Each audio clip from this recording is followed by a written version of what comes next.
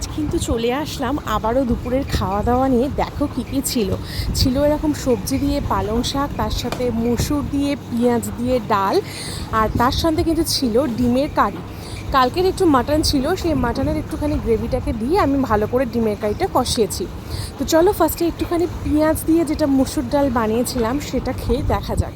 যদিও বা আমার মুখে একদমই কোনো কিছু স্বাদ নেই, কিন্তু তাও ঝাল ঝাল করে বানিয়েছি, ভালো লাগছিল খেতে। আমার থেকে বেশি আমি ওকে জিজ্ঞাসা করলাম, ও বললো হ্যাঁ ভালো হয়েছে। আমার এরকম মসুর ডাল যেটা পেঁয়াজ দিয়ে হয় না, মানে যার মধ্যে পেঁয়াজটা একটু পরিমাণে বেশি থাকে, পেঁয়াজটাকে অল্প আছে একটুখানি বাদামি করে ভেজে নিয়ে তার মধ্যে সেদ্ধ মসুরটা দিয়ে দুটো কাঁচা লঙ্কা আর 2 কোয়া রসুন থেতো করে দিলে যে ডালটার যা স্বাদ আসে না, তোমরা একবার ট্রাই করে দেখো, দারুণ লাগে। আর এমনিও মসুর ডালের একটা সুন্দর স্বাদ আছে। সত্যি এরকম পেঁয়াজ দিয়ে মসুর ডাল, তার সঙ্গে সবজি দিয়ে পালং শাক, দারুণ লেগেছে। চলো তারপরে খাওয়া যাক হচ্ছে ডিমের কষা, যেটা কিন্তু মাটনও ছিল এর মধ্যে।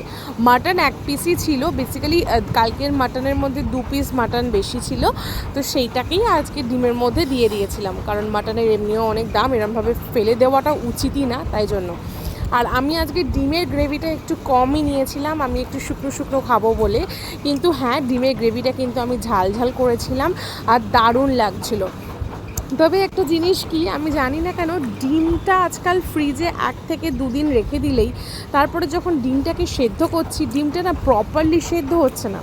অনেকক্ষণ করে সেদ্ধ করলেও কোনো নরম হয়ে থাকছে, তারপরে ডিমটা এরকম ফেটে যাচ্ছে। জানি না এটা গরমের জন্য হচ্ছে কি কিসের জন্য হচ্ছে, তাই জন্য এখন ডিম আনলে 1 থেকে 2 দিনের মধ্যেই ডিম খেয়ে নিই, বা অল্প করে ডিম আনি। ডিমের কষাটা কিন্তু ব্যাপক হয়েছিল, কারণ এর মধ্যে অল্প একটু হলেও মাটনের সেই স্মেলটা আসছিল, মানে মাটনের একটুখানি গ্রেভি ছিল, তো তাই জন্য দারুণ লাগছিল। যাই হোক, আজকের ভিডিওটা তোমাদের কেমন লাগলো অবশ্যই কমেন্ট করে জানিও। ততক্ষণের জন্য